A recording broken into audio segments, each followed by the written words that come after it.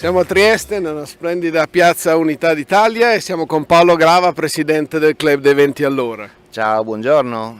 Paolo, perché siamo qui oggi? E perché oggi abbiamo la rievocazione storica della Trieste Officina, che è una gara di corsa di macchine in salita che si è svolta dal 1911 al 1971.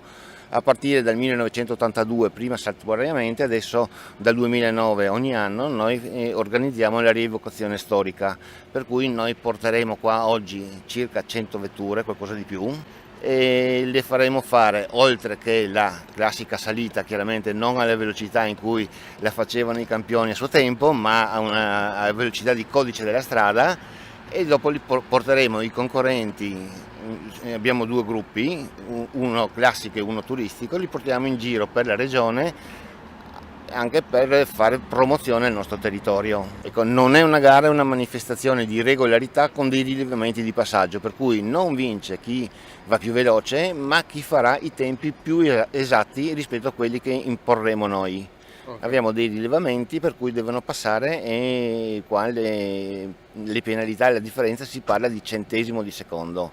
Come funziona in pratica?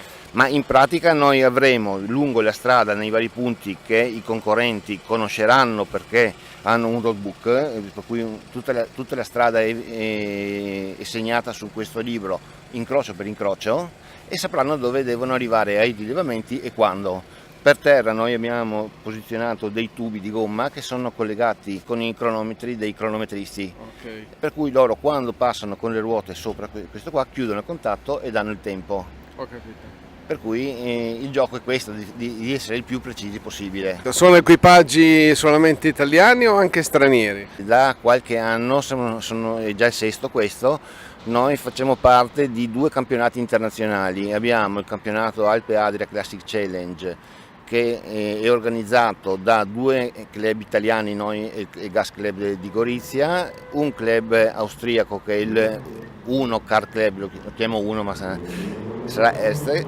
e un club di Zagabria che è il Stari Kotaci, vuol dire vecchi copertoni, e il club Codelli di Lubiana. Noi facciamo anche come Trieste Officina parte del campionato carinziano come unica gara che si svolge al di fuori del confine austriaco. Da quest'anno abbiamo anche un altro campionato, oltre al nazionale nostro Asi, abbiamo un campionato con i club Asi del nord-est, per cui siamo tutto un campionato. Bene, allora non vediamo l'ora che inizi questa manifestazione. Grazie, ci vediamo più tardi penso. D'accordo, grazie a te Paolo.